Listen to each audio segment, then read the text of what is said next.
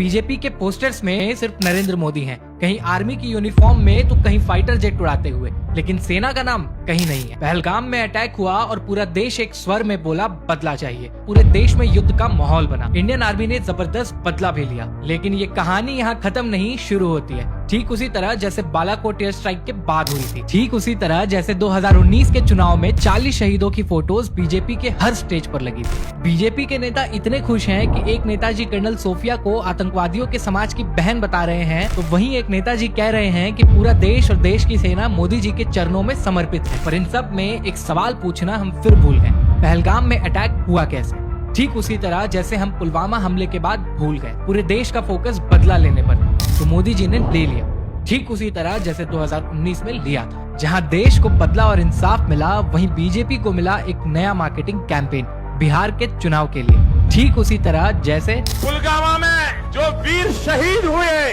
उन वीर शहीदों के नाम आपका वोट समर्पित हो सकता है क्या? टेररिस्ट कल फिर अटैक करे तो ठीक वही पैटर्न चलेगा, पहले अटैक फिर रिवेंज फिर कैंपेन, क्योंकि फेलियर्स की असल वजह हम समझेंगे नहीं। सेना और सरकार से कुछ गंभीर सवाल हम पूछेंगे नहीं, क्योंकि तब हम देशद्रोही हो जाएंगे। तो हम बस युद्ध युद्ध चिल्लाएंगे, जो मोदी जी करेंगे नहीं तो समाधान निकलेगा नहीं। सौगंध मुझे इस मिट्टी की, मैं देश नहीं मिटने दूंगा।